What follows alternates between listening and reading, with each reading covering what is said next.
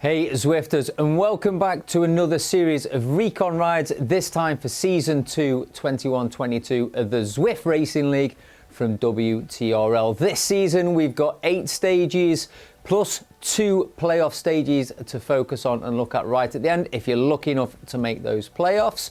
If you're new, today I'm going to run through the power-ups that are available through the whole series and every stage. Bear in mind that not every power-up is available for each stage. I will go through that at the end of each Recon video each week, and I'm very quickly going to run through the points, where you can pick up points on those preems and also the finish line points before we get into stage 1, which is the NEOKYO all-nighter. So first of all, let's take a look at the power-ups available throughout this whole series, all these stages for this season.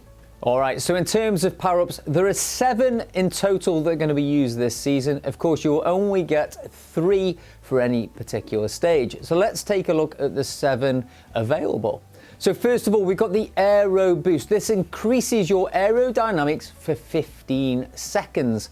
We have the Anvil. This helps racers descend more quickly for 30 seconds. Bear in mind the time of the power-up is quite critical on some stages and will help me to decide which power-up I want to save or utilize for a particular segment or preem. You've got the Feather or the Lightweight. This reduces your weight by 10% for 15 seconds. The Draft Boost increases the draft by 50% for 30 seconds. The Invisibility Cloak, we're going to see that again this season. This makes the racers invisible just for 10 seconds. The dreaded burrito, is it the dreaded burrito? I know it's been used quite effectively in the past, but this disables the draft for nearby riders for 10 seconds. And then we have the infamous Steamroller, reducing the rolling resistance for 30 seconds. So this is really useful when we get onto cobbled sections or rolling roads. And I know right at the end of the season we're in Paris and there will be quite a few cobbles on that particular section.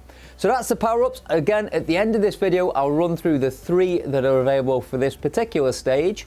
Now let's take a look at the points and how you can pick up those all-important team points for your team throughout this season.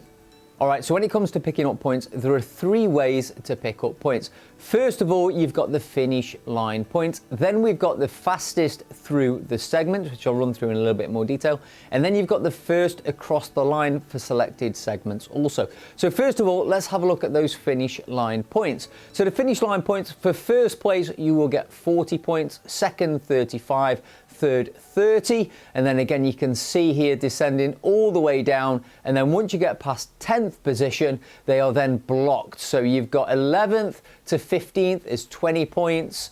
For example, if we look at 26 to 30, 17, 46 to 50 is 13, 60 to 62 is 9 points, 75th to 77th is 4 points, 81 to 83rd it's 2 points, and anything beyond 84 points then it's or 84th position should we say, it's a single point available for those riders. Now let's take a look at the first across the line.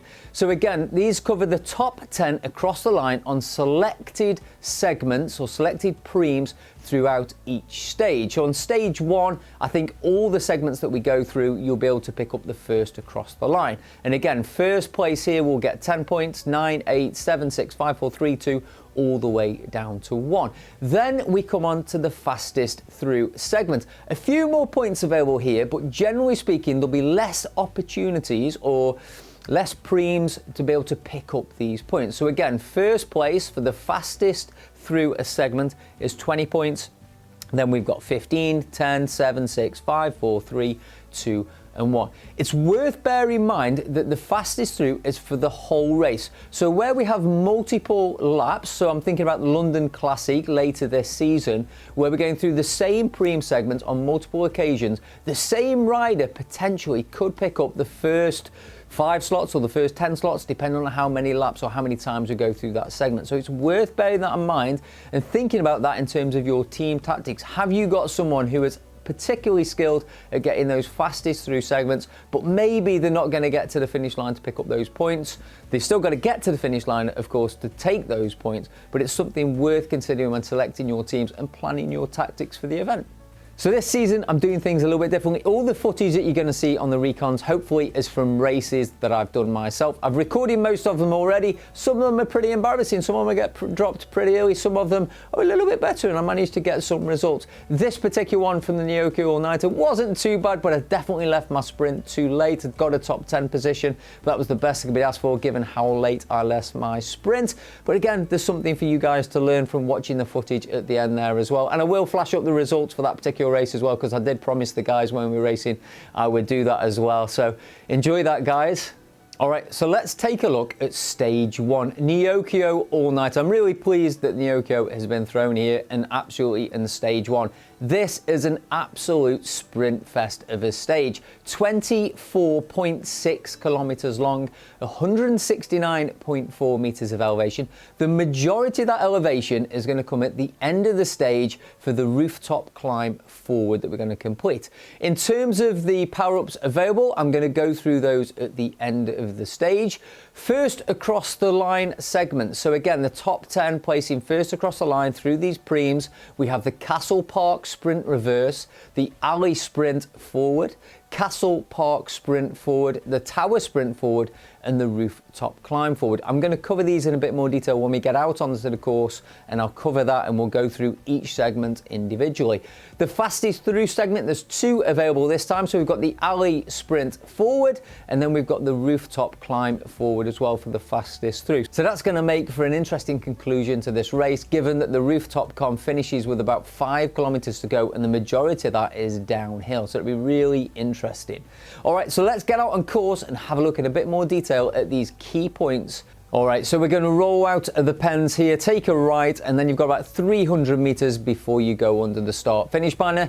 And it is the start and the finish. Bear in mind, this is where you will finish after you've descended off the rooftops. You are going to pick up a power up as you go through the banner here as well. So happy days, ready for that first sprint. Bear in mind, if you're new to this, the start will be fast, as it always is in Zwift races, or the most Zwift races, that is. So again, just be prepared, make sure you're really warmed up, ready for a fast start, in particular because it is very flat and very fast, and we are going to hit that first sprint relatively quickly at the 3 kilometer mark.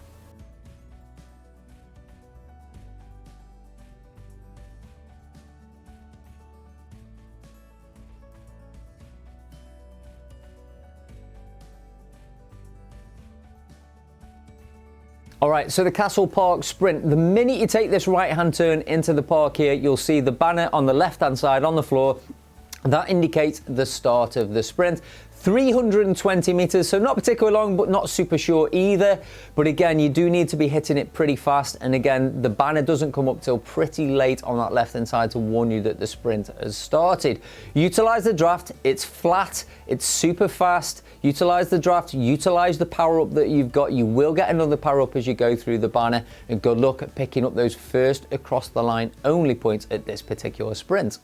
What I will say, with all these sprints, if you want to be contesting those finish line points, but you're not necessarily focused on picking up sprint points, you do still need to be pushing on to make sure you're near the front through those sprint sections. Quite often, after the sprint, groups are caused, gaps will open, and you don't want to be missing that front group. All right, so after that first sprint, we're then going to focus our attention on the next sprint, which is the Alley Sprint Forward. So again, this is not going to come until the 7.8 kilometer mark. The sprint itself, 400 meters. Again, it's reasonably flat, but it is a little bit longer this time. So again, if you've got a draft or an aero, something like that, it's worth utilizing that. All right, so the Alley Sprint Forward, 400 meters, pan flat again, or more or less flat. So again, you're likely to have a big group around you at this point, so utilize that draft well. Make sure you use that power up effectively, because you will pick up another power up as you go through that banner. Another great thing about the Alley Sprint, just when you take this subtle right here with about 200 meters to go, you can see the banner. So it's really easy to spot the finish of this particular sprint. The same can't be said for the Tower Sprint, which we'll get onto a little bit later on. And again, just to highlight, the Alley Sprint is first across the line and the fastest through segment. So slightly longer sprint, 400 meters, but the fastest through is available. So utilize that draft, utilize those power-ups. All right, so again, after this alley sprint, we're rolling fairly flat. Hopefully you've managed to keep yourself in that front group, and we're heading towards the Castle Park sprint forward this time. So again, this is first across the line only. This sprint is also 320 meters. It's also pan flat, and it's also really easy to see that finish banner as well, but it's first across the line only. So dig deep, go hard, make sure you get the recovery in between, because again, the next one is going to come thick and fast. All right, so the Castle Park forward sprint was 9.7. The next sprint, which is the Tower sprint, is going to come at 11.4. So again, you're not getting much recovery in between. Tower sprint also 320 meters, first across the line only on this one once again. What I will say about this sprint is the banner is a little bit blind. The banner, as you just go past the tower, is just on this right hand bend here. So it is a little bit blind, so just be conscious of that again if you're going for these first across the line points. Just a little something to bear in mind here as we then transition from that final sprint section onto the rooftop calm. At around about a kilometre 15.4, you're going to head towards the railway sprint. Now, you don't actually contest this sprint because you don't actually go through the start of the sprint. So although you will go under the banner, there is no points to contest at this particular sprint. So just stay with the group, no need to push on, recover, ready for this rooftop climb forward. All right, so the rooftop climb forward, the only KOM available, but plenty of points for first across the line and the fastest through segment. So you're going to go through the segment here, the start of the segment at 16.8. It's 1.9 kilometers long. Bear in mind, once you get to the top, it is pretty much downhill, and that way you've got another 1.9 kilometers downhill before then it's super flat to the finish. So this climb itself, it's not particularly steep at any particular point, but it does pitch up, flatten off, pitch up, flatten off. So again, I would suggest in terms of bike, just we'll look at something a little bit more aerodynamic here. But again, just settle in, make sure you hold on to those wheels as you go through these pitchier sections. And again, you'll get plenty of visual markers as you approach the top of this com. So in terms of timings for this climb, you're looking anywhere between 2.5 to 4.5 minutes, dependent on your category.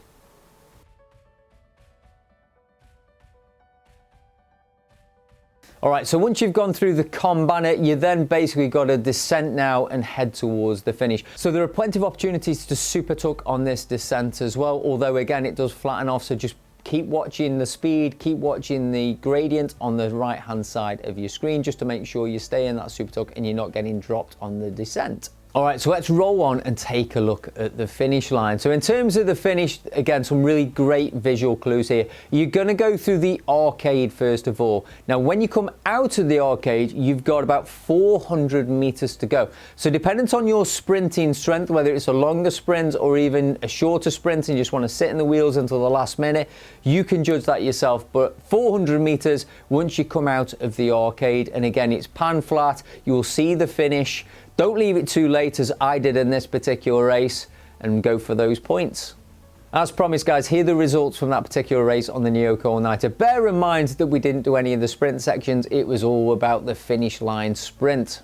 All right, so as promised, let's have a look at the power-ups which are available. It's a sprinter's course, so of course we've got the Aero. We've also got the Burrito this time. So again, you can utilize that to disable any draft ability around you within 2.5 meters. It's only for 10 seconds. And then we do have the draft van as well, which I particularly do like the draft because it is for 30 seconds. So it's a much longer power up to use. So it's useful in the sprint, although not as effective as a 15-second aero. So bear that in mind.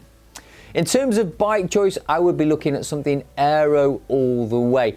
The climb itself is pretty rolly. And again, it doesn't really pitch up too steep. There are quite a few flatter sections through there as well, and I just think it suits for a more aero bike because at the end of the day, it's all about the sprints on this particular course.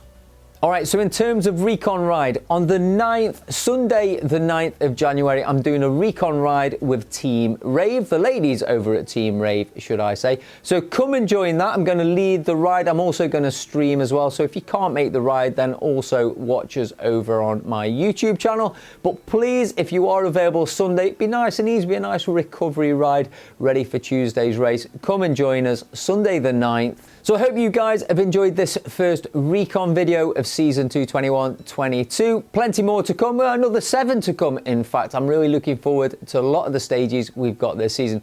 If you've enjoyed it, please share this content, please subscribe, please give it a thumbs up. It really helps out the channel a ton and I really appreciate it. Keep up the conversation as well, join in the chat below, drop me a message on Facebook, whatever you want, and I'll see you on the roads of Zwift and most importantly on Tuesday night for Zwift Racing League Season 2. Ride on.